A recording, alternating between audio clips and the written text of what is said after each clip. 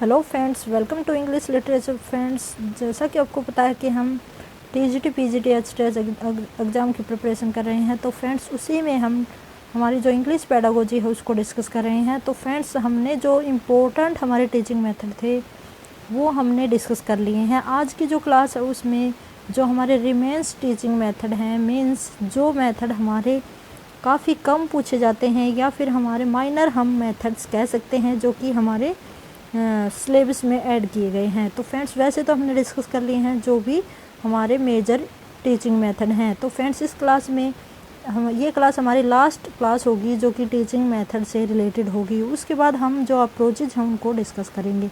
तो let's start करते हैं बिना किसी देरी के। यहाँ पे फ्रेंड्स देखना, मैंने आपके लिए PDF तैयार की है जो कि टेलीग्राम चैनल पे भी शेयर कर दी जाएगी। तो फ्रेंड्स स्टार्टिंग में हमारा जो पहला मेथड है उससे पहले हम डिस्कस कर लेते हैं कि हमने कौन कौन से मेथड डिस्कस किए हैं। तो हमने grammar translation method, direct method और हमारा वेस्ट मेथड है वो भी हमने डिस्कस किया है, डॉक्टर वेस्ट। और उसके साथ ही साथ हमारा बाइलिंगुअल मेथड है उसको भी हमने डिस्कस किया है।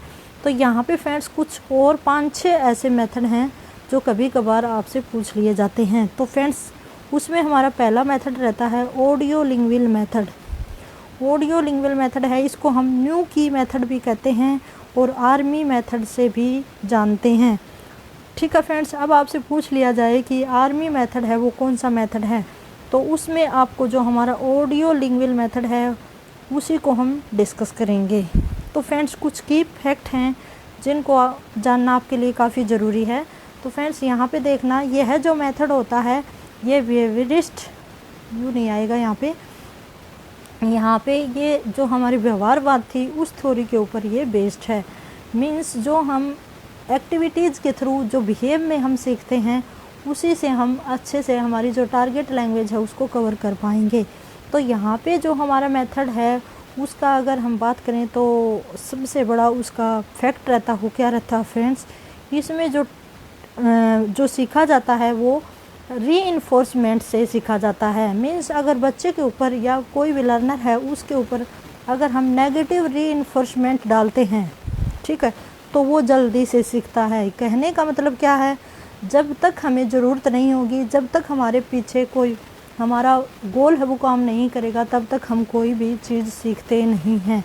तो यहाँ पे कहता है कि टारगेट लैंग्वेज है उसको सीखने के लिए रीइंफोर्समेंट, पुनर्बलन की काफ़ी ज़्यादा ज़रूरत होती है।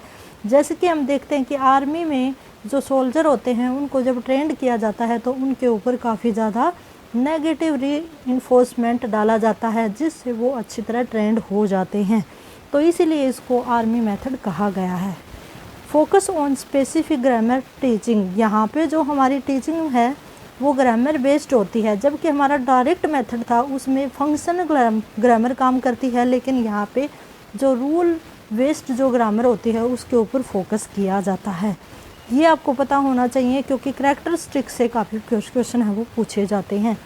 यहाँ पे मैंने आपको मेंशन कर दिया है, डायरेक्ट मेथड होता है उसमें जो टीचिंग ऑफ वोकेबलरी के ऊपर ध्यान दिया जाता है, न कि ग्रामर के रूल के ऊपर, लेकिन इसमें ग्रामर रूल के ऊपर भी ध्यान दिया जाता है। आगे चलते हैं, हमारा सेकंड मेथड आ गया इसमें जो कि हमारे माइनर मेथड्स हैं। कम्युनिकेटिव लैंग्वेज टीचिंग, यहाँ पे कम्युनिकेशन के द्वारा हम हमारी लैंग्वेज है उसको सीखते हैं। तो फ्रेंड्स देख सकते हो इसके की fact, this language can learn target can, जो लैंग्वेज है उसको हम सीख सकते हैं with the help of native language. यहाँ कहता है कि जो हमारी नेटिव लैंग्वेज होती है उससे हम ईजिली कवर कर पाते हैं हमारी टारगेट लैंग्वेज को। ये बात करता है जो कि ग्रामर कम ट्रांसलेशन मेथड था उसी के ऊपर बेस्ड है।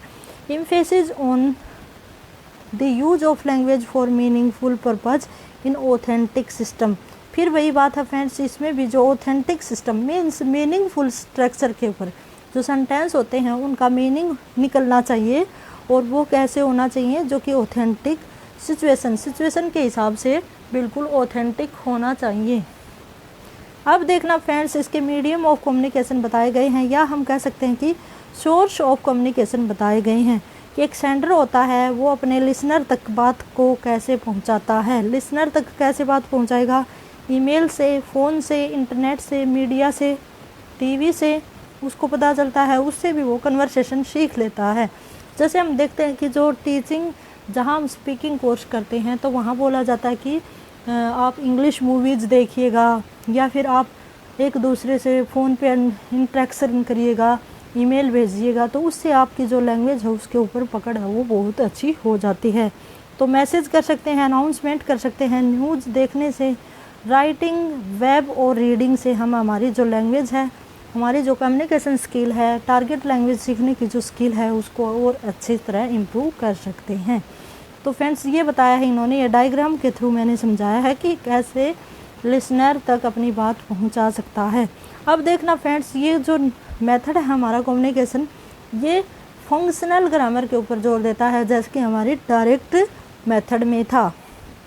और ये ग्रामर रूल है उनको क्या करता है, नेगलेक्ट करता है। Focus on fluency and pronunciation के ऊपर यह क्या करता है, ध्यान देता है कि भई आपकी प्रोनाउंसिएशन अच्छी होनी चाहिए, साथ ही साथ आपकी फ्लुएंसी अच्छी होनी चाहिए।